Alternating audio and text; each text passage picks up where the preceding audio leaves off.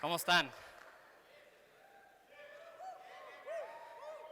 Pues el día de hoy vamos a hacer un viaje en la historia desde 1995 hasta el día de hoy, el 18 de mayo del 2038.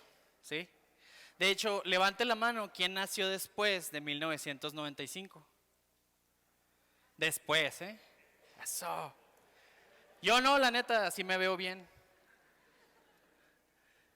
Pues en 1995, las computadoras, la mayoría, se veían así. Y se ve un poquito feo y más que nada es porque 40 años después es difícil conseguir screenshots de esa época, ¿sí? Pero así eran. Podías tener varios programas y entre ellos existía uno que se llamaba Netscape Navigator 2.0. En esa época, cuando cargabas un programa, tenía una pantalla de carga que duraba horas, pero eventualmente cuando terminaba, algo que pareciera ser un navegador web ya aparecía en tu pantalla. Esta versión de Netscape Navigator contenía algo muy especial que se llama JavaScript. Es la primera versión que tenía de JavaScript. Este navegador fue escrito en Mountain View, ¿sí? Que se encuentra más o menos como a 60 kilómetros de San Francisco, en la bahía de San Francisco. Como todos sabemos, por la contaminación y los problemas sociales que tuvimos, todo eso ahorita es parte de la zona de exclusión. No podemos ir ahí. Pero en 1995 y esas fechas, era el lugar en el que se desarrollaba la mayor cantidad de software del mundo. ¿Sí? En mayo de 1995, en un periodo de 10 días, Brendan Eich diseñó el lenguaje de programación JavaScript. ¿Sí? Y para enseñarles qué tan poquitos son 10 días, les voy a enseñar cuántos son los 2 años y medio que duró Rick Hickey en desarrollar Clojure. Y esos son 10 días. Así que en 10 días diseñó todo lo que es JavaScript y en septiembre de ese mismo año salió a producción Netscape Navigator con JavaScript. ¿Sí? Como lo hicieron en 10 días, pues ténganle paciencia, la última vez que hicieron algo en 10 días ya me imagino cómo quedó. Así que JavaScript pues también tiene algunos problemas, por ejemplo, no tiene enteros, el concepto de números enteros no existe, absolutamente todos los números en JavaScript son números de punto flotante. ¿Sí? Si tú haces una función y le mandas el parámetro incorrecto, no te va a decir, pero va a ser seguramente la cosa incorrecta. Si no le mandas parámetros, tampoco te va a decir, pero también va a ser la cosa incorrecta. Y no te lo va a avisar. Tampoco tiene un sistema de hashings verdadero. No tiene hashes, no tiene el concepto de llaves de un hash. Sencillamente tiene este concepto de objetos. Así que si, por ejemplo, tú declaras un objeto nuevo y le dices que la llave es un arreglo vacío, cuando le preguntas, oye, dame las llaves, te dice que las llaves es una cadena vacía. Y, por ejemplo, si tienes un arreglo de cadenas de caracteres que son números y a la función map le pasas parseInt, que debería de cambiar las cadenas de caracteres a números, hace tarugadas, ¿sí? Pero bueno, eso era JavaScript. Eso es lo que pudo hacer. Mi nombre es Ricardo Chavarría y esta charla se titula El nacimiento y la muerte de JavaScript. Vamos a avanzar un poquito en el tiempo porque entre 1995 y el 2008 casi no pasó nada. Sí, fue un momento en el que la verdad JavaScript era un chiste, nadie escribía nada serio en ese lenguaje, pero luego empezaron a pasar un par de cosas. Lo primero es que Google sacó su motor de JavaScript, V8, y esto causó que JavaScript empezara a ser un lenguaje rápido. Eso empezó a atraer a personas a decir, oye, tal vez podemos hacer algo con este lenguaje extraño, algo serio. Lo segundo es que también salió a la venta un libro que se llamaba JavaScript, las buenas partes de JavaScript, la cual intentaba decir, bueno, qué características de JavaScript existen que me permitan desarrollar aplicaciones realmente robustas, que tengan mucho de la experiencia de usuario, etcétera.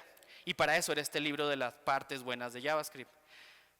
Era un libro chiquitito, como se podrán imaginar. ¿Sí? Pero bueno, le echaban ganas. Al mismo tiempo, también salió Node, ¿sí? ¿Qué era Node? Era una serie de bibliotecas. Sacaron el motor de Google Chrome de JavaScript V8 y le agregaron unas bibliotecas para realizar tareas asíncronas.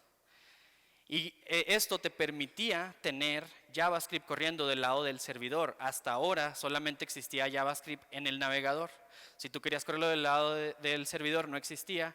Y para muchas personas era la única manera en la que si querían tener un solo lenguaje en todo su proyecto, tenía que ser JavaScript. En el navegador no lo puedes cambiar.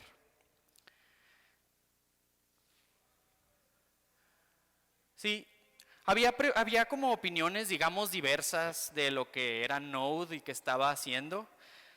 Por ejemplo, esta es una cita del 2011 que dice: Node.js es un tumor en la comunidad de programación. Está completamente muerto del cerebro y hace que infecta a los demás. Y aparte, sí, infecta a las otras personas que no pueden pensar por sí mismas.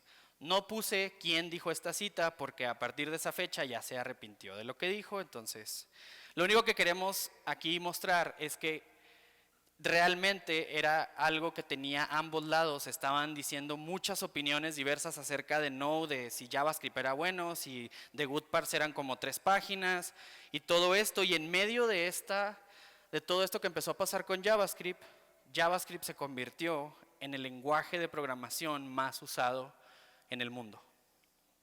¿Sí? Así que vamos a brincarnos un poquito de años más. Por ahí en el 2012-13 empezaron a desarrollar un estándar que se llamaba Assembly.js. ¿Qué es lo que intentó hacer? Bueno, pues si todo lo vamos a hacer en JavaScript, vamos a intentar que funcione un poquito mejor. Así que Assembly.js era básicamente como si fuera un superset de JavaScript que tenía algunas características extras. Más que nada funcionaba para intentar hacer a JavaScript más rápido. ¿Sí? Este es un ejemplo de Assembly.js. Si se fijan,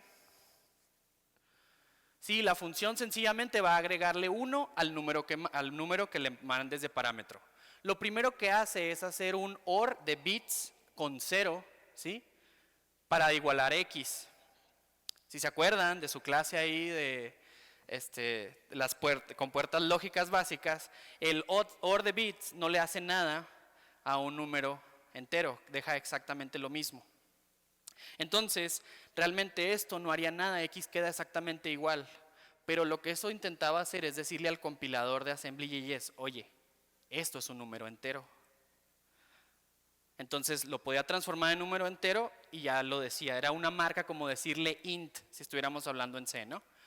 Después hacías la suma y a lo que ibas a regresar le retornabas el bit OR de 0. ¿Sí? Esto también permitía que código Assembly.js corriera en navegadores que no lo tenían implementado. Originalmente lo implementó Mozilla. Así que si tú lo corrías en otro navegador, pues corría el navegador bien padre. Decía: muy bien, vamos a transformar ese flotante en un entero. Hago la operación, pero como realmente no tengo enteros, otra vez ahí te va en flotante. ¿Sí? Y podías hacer lo mismo si realmente querías un número fraccional decimal, un flotante, tenías que marcarlo con el símbolo de más. Aquí pasa lo mismo. Si tienes un navegador web que entiende Assembly.js, va a poder aumentar el performance porque sabe qué es lo que estás intentando hacer. Y con esto, realmente sí se podían hacer muchas cosas porque te abre la puerta a hacer cosas más complejas. Este es el código del compilador de Python. Bueno, la primera parte que ocupo en la pantalla, ¿verdad? Del compilador de Python, incluyendo el intérprete y las bibliotecas estándar de Python. Pero en lugar de estar compilado a C, ¿sí?, o a código nativo, estaba compilado a JavaScript. Y funciona. Así que podrías tener en tu navegador un Python, puedes tener tu script de Python y puedes tener el resultado de lo que hacía tu script de Python, que en realidad estaba corriendo en JavaScript en tu navegador. ¿Sí? Pero a lo mejor a ustedes eso se les hace como muy X. Así que Mozilla se unió a Epic Games, que desarrollan el motor Unreal Engine 3. Bueno, ahorita van en la versión como 18.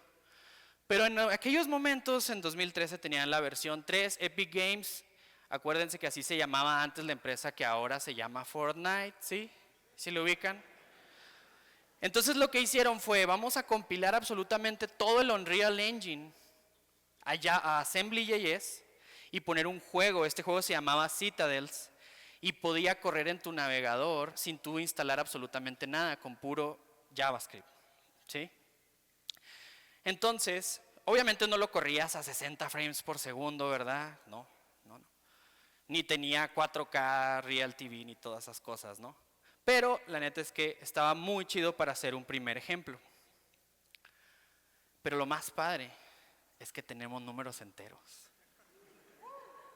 Y podemos hacer las cosas que se hacen en un lenguaje más tradicional que tiene números enteros de perdida, ¿no? Solo acuérdense que fue hecho en 10 días, no lo traten mal, ¿ok? Así que, ¿qué pasa si tienes números enteros? Pues tú puedes decir y hacer conexiones a lenguajes más complejos como C. Así que yo puedo tener un compilador que cuando le mandas un programa de C, ¿sí? El Hola Mundo típico que seguramente les enseñaron en la escuela, hecho en C, lo compila, pero en lugar de compilarlo a código nativo de tu máquina, lo compila a JavaScript, a Assembly.js. Pero, ¿se han puesto a pensar en qué está hecho el compilador de C? El compilador de C está escrito en C. Todos los lenguajes decentes, su compilador está hecho en el lenguaje en el que son el objetivo de lo que ellos hacen. Así que bueno, si ya tengo mi compilador de C y compilo programas hechos en C a JavaScript, puedo compilar el compilador de C a JavaScript. Aquí tengo un programa, todo esto está corriendo en mi navegador, de hecho, todos mis demos son del 2019. Pero igual algunas páginas pueden todavía existir hoy en el 2038. Pueden entrar y ver si pueden a esta dirección. Si quisieran tener un ambiente tipo Linux que tiene un compilador de C hecho en JavaScript. Así que yo estoy compilando código C a través de un compilador JavaScript de Assembly.js que transforma todo el código a Assembly.js. Muy bien. Y así pasamos a la siguiente etapa. Resulta que el problema con Assembly.js es que si tu navegador no lo implementaba, en realidad no estabas corriendo más rápido tu programa. Se podía correr, pero como les enseñé ahorita que con el bit OR 0 y más X y todo eso, pues estaba muy difícil estar haciendo esas optimizaciones y de todas maneras el navegador no las iba a entender. Así que se pusieron de acuerdo y dijeron, bueno, vamos a implementar Assembly.js en todos los navegadores. Y eso nunca sucedió. Lo que hicieron mejor fue decir, bueno, ya que estamos haciendo el lenguaje ensamblador de la web de alguna manera, vamos a hacer un formato de código, ¿sí? Se unieron todos los pertenecientes al consorcio de la W3C y dijeron, vamos a hacer un nuevo estándar que esté optimizado para las cosas que a lo mejor JavaScript, que lo hicieron en 10 días, no estaba optimizado, ¿sí? Vamos a aprovechar qué uso se le está dando y vamos a crear un estándar para eso. Así que Microsoft, Google, Apple, Mozilla, ¿sí? Todos unieron sus fuerzas. Unieron sus fuerzas para crear este formato nuevo, ¿sí? Y entonces crearon, ¿sí? WebAssembly. Y WebAssembly tiene muchos problemas, amigos. La primera es que se llama WebAssembly, pero realmente no es web. Y adivinen qué, no es assembly. Lo que realmente es WebAssembly es que es primero que nada es un formato, ¿sí? Es un formato de pasar código para transmitir código en el que sea posible que cuando yo todavía no he terminado de recibir el archivo, yo ya lo puedo estar ejecutando. Eso es lo primero. Y lo segundo es una máquina virtual que puede ejecutar este formato del código, ¿sí? Entonces, pues es medio web y es assembly, pero más o menos. Así que lo que está pasando realmente es que cuando yo estoy haciendo un programa en WebAssembly, lo voy a compilar a un formato que lo va a entender la máquina virtual de WebAssembly. ¿Sí? Y bueno, ¿qué puedo hacer qué puedo hacer con WebAssembly? Pues como un ejemplo, Google dijo, bueno, es muy común optimizar las imágenes que vas a poner en tus aplicaciones web. ¿Quién ya ha hecho aplicaciones web? Bueno, ¿quién en 2019 ya había hecho aplicaciones web? Ok. Cuando tienes que subir imágenes a tu aplicación web, normalmente quieres que pasen por un proceso de que se procesen las imágenes y se optimicen para el navegador. Pero esto lo tienes que hacer fuera del navegador. ¿Por qué? Porque las bibliotecas donde puedes hacer qué calidad quieres de la imagen, qué resolución, qué efectos le quiero poner a la imagen para poderla subir, casi todas esas bibliotecas están hechas en C, están hechas en algún otro lenguaje, ¿sí? Y lo tienes que correr fuera del navegador. En el navegador no puedes tan fácilmente porque los elementos IMG del navegador ya están optimizados de cierta manera y no puedes elegir otro diferente optimización. Pero ¿qué pasa si compilo esas optimizaciones que tenía en lenguaje C a WebAssembly, ¿sí? Y las paso a una página. Esa página puede aprovechar WebAssembly, lo corre como parte del JavaScript, agarra la parte de WebAssembly y ese WebAssembly es el que hace la optimización de la imagen. Pero ¿saben qué más pueden hacer con WebAssembly? Miren, así es como se ve cómo sería un programa en WebAssembly lo más básico, ¿sí? Lo más básico, elegí Rust, no se pongan a pensar en el lenguaje, no importa, lo importante está aquí abajo. Estoy haciendo una función que se llama greet en un lenguaje que se llama Rust, nada más porque estaba cortito, no crean que hay otro. Y estoy mandando llamar a una función alert y le digo hello, eso es todo lo importante. Luego, en mi código JavaScript, puedo tener acceso a esa función y la corro cuando yo considere necesario, ¿sí? Para que eso funcione necesito cargar mi archivo .webassembly y entonces ahora sí vamos a poder usar esa función. Así que puedes correr, por ejemplo, Windows 95 en tu navegador web usando WebAssembly. ¿Sí? Todo, absolutamente todo. Empieza a correr la página, luego carga WebAssembly. WebAssembly tiene absolutamente todo el código de Windows 95 compilado a WebAssembly. Corre, levanta, ven la pantalla esa que duraba como 3 horas que decía Windows 95. Y eventualmente tienes un escritorio, puedes correr programas adentro de ese programa que está corriendo en tu navegador. Y todo eso gracias a WebAssembly. Pero no sé si se acuerdan que les dije que no es web ni es assembly, es realmente un formato. Así que yo puedo tener esa máquina virtual para correr el código de WebAssembly, yo la puedo tener instalada en mi computadora, fuera del navegador, la puedo tener incluso en un servidor, la puedo tener en una línea de comando, ¿sí? Descargo el paquete Causei y entonces puedo decirle al runtime de WebAssembly, por favor ejecuta Causei. Y aquí está la vaquita. ¿Sí? Después, como todos recuerdan, sucedieron las guerras del agua. Y mi opinión particular como sobreviviente de las guerras del agua es que estábamos tan ocupados corriendo por nuestra vida intentándonos salvar que empezamos a olvidar cómo se hacían los programas antes, empezamos a olvidar algunas concepciones que teníamos. Y así fue como, pasando la guerra, empezaron a salir, bueno, también salió el remake de Game of Thrones Brotherhood en este momento. Tuvo muy buen final, pero luego salía Tony Stark al final, fue muy raro. Pero el caso es que en esa época empezaron a salir unas nuevas, diferente manera de hacer aplicaciones, ¿sí? Esta manera de hacer aplicaciones. Este es el GIMP, que es un software para editar imágenes, muy parecido a lo que sería Photoshop, ¿sí? Corriendo adentro de un navegador. toda la aplicación ahí adentro del navegador.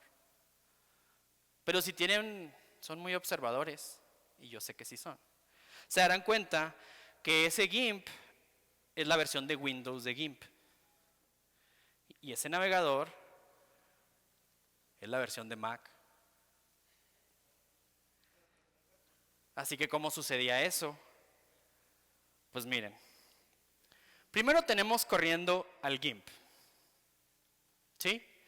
Y GIMP necesita estar platicando con las librerías de Windows Win32.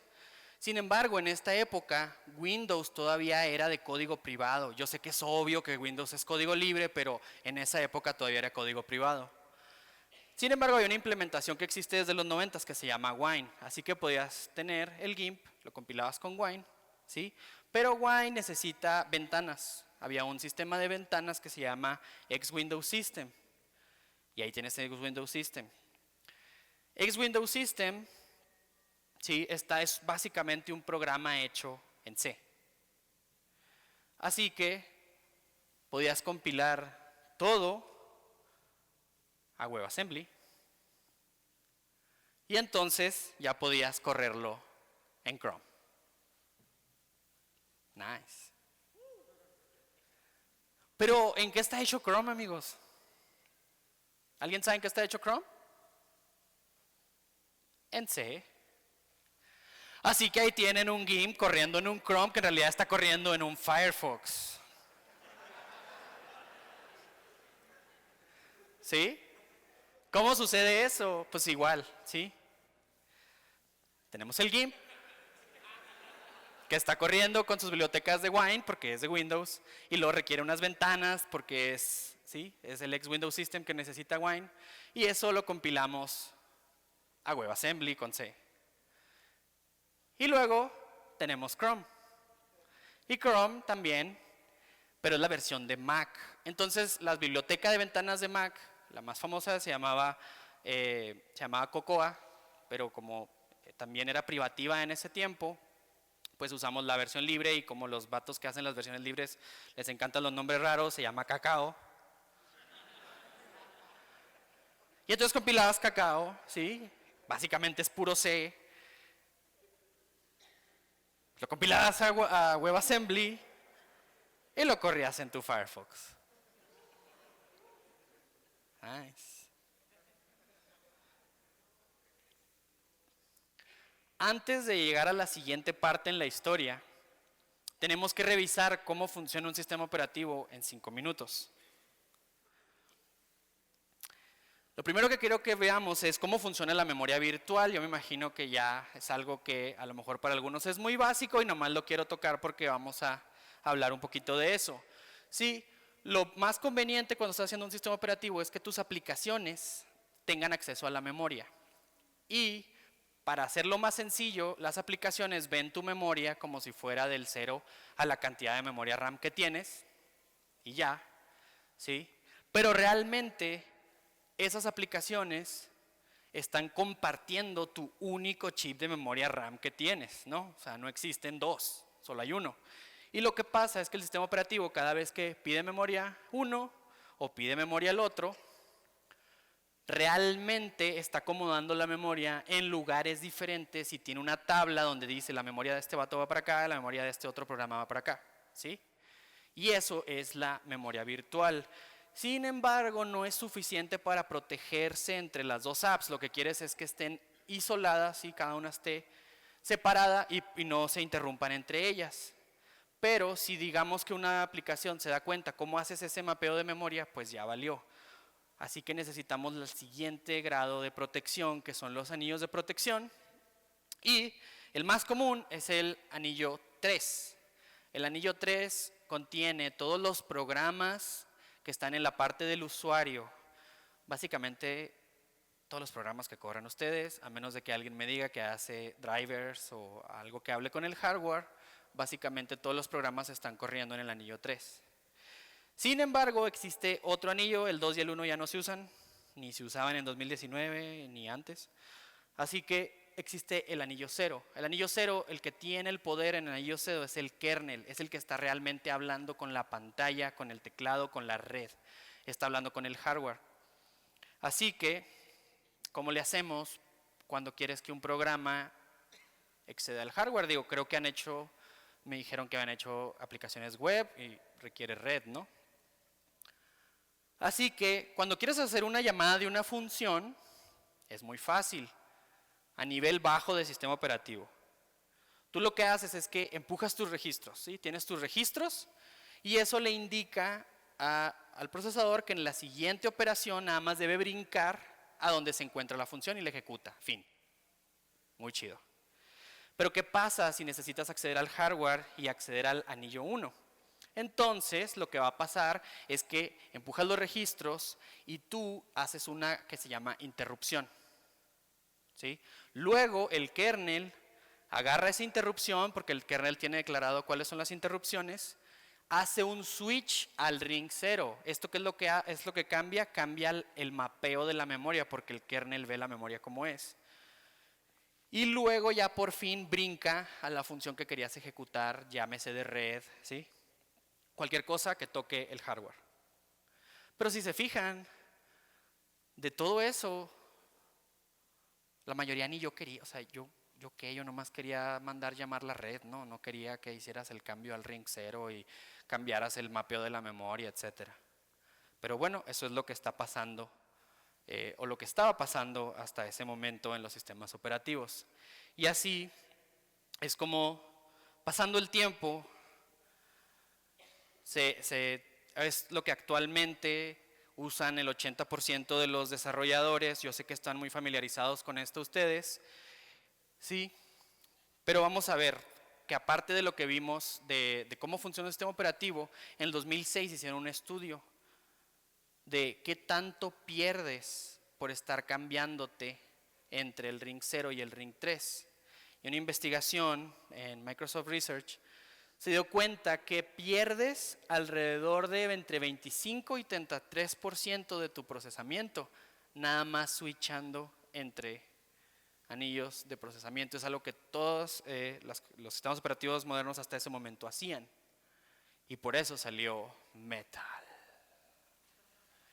¿Y qué es Metal?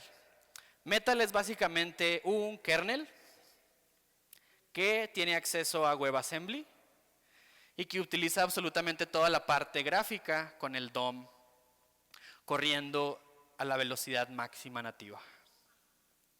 ¿Sí? Cuando ustedes están en un navegador web, nunca se preguntan, oye, lo que estoy haciendo en esta pestaña va a afectar lo que está haciendo la otra pestaña. ¿Estamos de acuerdo? Así que WebAssembly hace lo mismo. WebAssembly proporciona seguridad porque tiene una máquina virtual. Habíamos dicho que eso era un formato con una máquina virtual y esa máquina virtual proporciona la seguridad. ¿Sí? Si pensamos que WebAssembly no está compilando tu código a código nativo, por tanto tiene una pérdida. Si es que existe una pérdida, es imposible no tener una pérdida cuando estás cambiándote de código nativo a una máquina virtual. Eso es obvio. Pero resulta que le estás ganando cuando en un ambiente como Metal no tienes anillos de seguridad, porque la máquina virtual está haciendo todo el jale. ¿Sí? Así que estás ganando un 30%. Y eso, amigos, no se suma, sino que se multiplica, porque entonces tu código está corriendo 1.2 veces lo que debería correr, pero el sistema operativo está corriendo 0.7, más rápido de lo que correría si tuviera que estar haciendo switches de memoria. Así que si tú corrieras en hardware del 2019, un programa hecho con 2019, pero le hicieras todo que corriera por Metal, entonces estaría corriendo en un 84%, o sea, una ganancia de 16. Nada más, porque está corriendo en Metal. No hay cambios, no hay optimizaciones, nada, está corriendo. Esto a lo mejor no me lo creerían las personas del 2019. Más que nada porque no estamos acostumbrados a pensar en todas las cosas que permiten que hagamos nuestro trabajo del día al día. Es raro que tú tengas que estar pensando en anillos de seguridad, cómo se maneja la memoria virtual, etcétera, etcétera. Pero pues eventualmente eso fue lo que ganó el estar buscando cómo optimizar todos estos procesos. También, gracias a que todo corre Metal, o la mayoría, dije que como el 80%, tenemos una portabilidad increíble, ¿sí? O sea, tú puedes hacer un programa y como lo estás corriendo con WebAssembly y DOM, lo puedes correr en cualquiera de las plataformas de procesadores, en celulares, en laptops, en lo que sea, en servidores, todos pueden correr y no te tienes que poner a pensar en cómo es ese procesador, ¿sí? Al mismo tiempo que tienes esa versión, realmente pues ya nadie hace código nativo porque si tú le tiras código nativo a Metal, lo que realmente va a hacer es compilarlo a WebAssembly y WebAssembly ya una vez corriendo lo va a volver a compilar a código nativo, así que el código nativo ya no existe. Y JavaScript está muerto, pero no me malinterpreten, ¿saben? O sea, seguramente en su banco todavía hay JavaScript que está activo y que está funcionando.